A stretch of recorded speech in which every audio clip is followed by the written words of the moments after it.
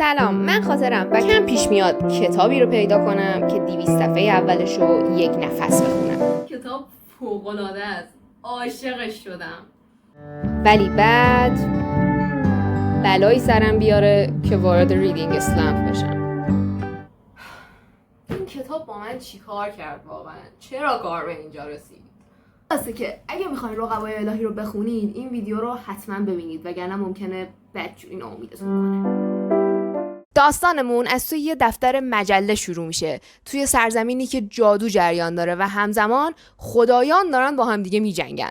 توی این دفتر مجله آیریس و رومن دارن با همدیگه بر سر یک جایگاه مقاله نویسی ارشد رقابت میکنن. اما داستان آیریس و رومن از اون جای شروع میشه که یک شب اتفاقی آیریس به داداشش که توی جنگه نامه مینویسه و اونو میذاره توی کمدش و خب میدونه که قرار نیست اتفاقی بیفته، ولی یه دفعه یه دونه نامه از زیر در کمدش ظاهر میشه. نامه رو بر میداره و میبینه که اوه، یه نفر توی نامه براش نوشته من داداشت نیستم.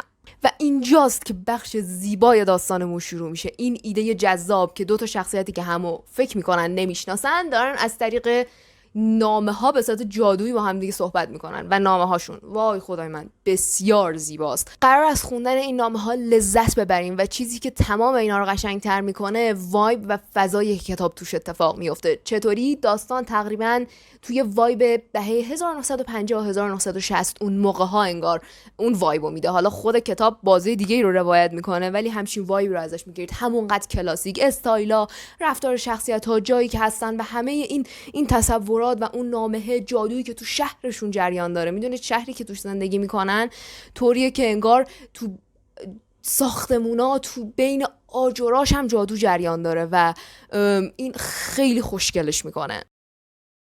و رومنس داستان، میدونید مدلی که شروع میشه و طوری که آیریس و رومن اون اوایل کتاب با هم دیگه یک سر جر و بحث دارن منو یاد جیمز و روبی انداخت توی مکسن هال. اگه دیده باشین تقریبا یه همچین وایبی داشت برای من و خیلی خوب و شروع خیلی قوی داشت. و مهمتر از همه این که کتاب سریع و روون بود. وقتی میگرفتی دستت شروع میکردی به خوندن اصلا من چشمامو رو هم گذاشتم، باز کردم یا دیدم 200 صفحه از کتابو تموم کردم و ادبیاتش هم طوری بود که حتی موقع خوندن لذت می‌بردم. ولی خب همه این خوبی‌ها تا جایی بود که رسیدم به نصفه های کتاب.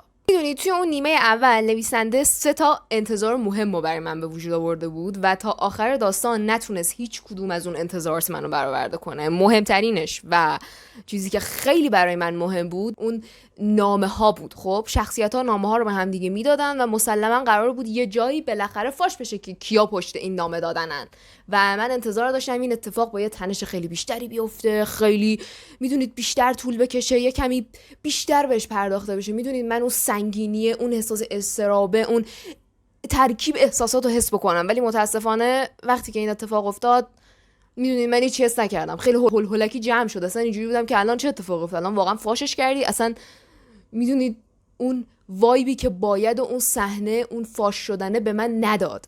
مورد بعدی رومنس داستانه. طبیعتاً آیریس و رومن رو ما میبینیم، این نامه دادن‌ها رو میبینیم و اون فضای کلاسیک، اون جادوش و این میدونید رقابتش، همشون اون کلکلا، خیلی رومنسش قوی شروع میشه. ولی در ادامه جایی که تو انتظار داری که داستان یعنی رسیده به اینجاها یه کمی اوج بگیره و تو اوجش اتفاقی بیفته، اون رومنسه ببین اتفاقی نمیفته، عجله‌ای جمع میشه. اصلا یه دفعه کاراکترها یه کاری میکنن و تو اینجوری میشه که یعنی چی؟ یعنی این چی شد و خیلی عجله‌ای جمع میشه.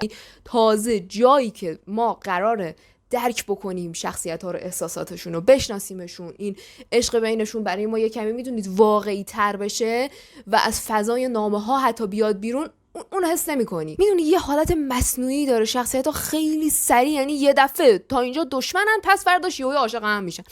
میدونی هیچ روندی انگار طی نمیشه. من نمیدونم اینو چطوری براتون توضیح بدم ولی شخصیت‌ها یه دفعه میشن رومئو و جولیت و تو اصلا هیچ رشدی در اینا ندیدی و میگم نه فقط نظر من ها، یعنی این نظر بقیه هم بود که اصلا رومنس داستان اونجوری که باید بهش پرداخته نمیشه. و باگ بزرگ بعدی جادوه. توی نیمه اول داستان میاد در مورد جنگ خدایان حرف میزنه. فکر کن خدایانی که دارن با هم دیگه میجنگن و تو اینجوری که واو، خب پس این خیلی خفنه، من دوست دارم بیشتر در مورد جادوش بدونم. چند تا افسانه برات میگه ولی بعد از نصفه های داستان به بعد اصلا دیگه خبری از جادو نیست، اصلا خبری از خدایان نیست، اصلا جنگشون رو میری، یعنی از نصفه کتاب به بعد کتاب تبدیل میشه به یه چیزی که کلا داره داستان جبهه برات تعریف میکنه، انگار صرفا داره یه جنگ خیلی نرمال آدما توی اون بازار رو روایت میکنه، مثل جنگ جهانی، یعنی اصلا هیچ ربطی به جادو نداره، هیچ چی از جادو نمیگه و این خیلی مسخرش میکنه. یعنی مثلا وقتی میگن جنگ خدایان، من به شخصه انتظار داشتم که اوکی تو جبهه جنگ مثلا خدای یه حرکتی بزنه، نمیدونم یه چیز، ببین یه جنگ ناعادلانه نابرابر خیلی مسخره‌ای که اصلا مشخصه که اینا باید تو شکست بخورن. یعنی من نمیفهمم واقعا اصلا اون انتظاری که از جادو دارین رو بهتون نمیده متاسفانه این کتاب. یه نکته اضافه هم بهتون بگم، کتاب از زبان سوم شخص نوشته شده و همین ممکنه واسه کسایی که عادت ندارن و همیشه کتابای اول شخص خوندن میدونید یکم سختش بکنه و واقعا هم بعضی جا سخت میشد، یعنی گیج میشدی. الان داره از کی صحبت میکنه، داره از آیریس میگه، از رومن میگه، یه کمی قاطی باطی میشد اینا و واقعا اینو اگه عادت ندارین کارتون رو سخت میکنه. خلاصه کلام، ایده کتاب خیلی قشنگ بود، من باهاش کیف کردم، واقعا عشق کردم باهاش و دوست داشتم ببینم چه اتفاقی میفته، ولی متاسفانه نویسنده نتونست اونجوری که باید جمعش کنه. من به شخصه بلایند رفتم سمت کتاب، یعنی اینطوری نبود که بگم از تیک تاک و این ور اون ور انتظار خاصی از کتاب داشته باشم، ولی کسایی که مثلا انتظار داشتن میگفتن که کتابو با فورس فینگ مقایسه میکردن و اینطوری بودن که نه این کتاب در حد فورس فینگ. کجاش در حد فورس وینگه؟ واقعا چطوری به خودتون اجازه میدین با کتاب جنای 4 رو مقایسش کنید؟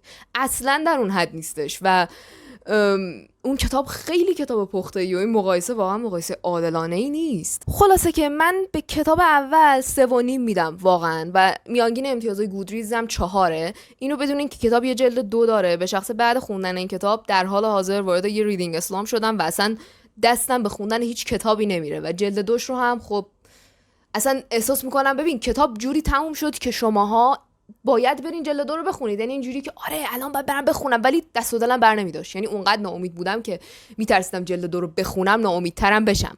و بعد رفتم یه سری از نظرها رو توی گودریز دیدم، کسی که جلد 1 خیلی دوست داشت و بعد یه دفعه سر جلد 2 امتیازی که داده بود از 4 به 2.5 کاهش پیدا کرده بود و خب میدونیم من واقعا نمیتونم برم همچین کتابی رو بخونم و احتمالاً صرفا برم خودم رو اسپویل کنم.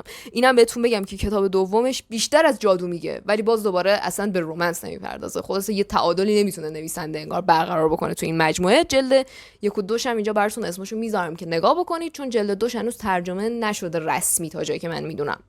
آره همین دیگه، اینم از ویدیو امروز. امیدوارم خوشتون اومده باشه. شما هم کتاب خوندین نظراتتون رو بگید و بهم بگید چه کتابایی رو پیشنهاد میدین تا از ریدینگ اسلامپ در بیام، چون میگم احتمالاً اگه الان نخونم بعد امتحانام شروع میشه و بعد دیگه اصلا نمیتونم کتاب بخونم. خلاصه نجاتم بدید. توی ویدیو بعدی میبینمتون. خدا نگهدار.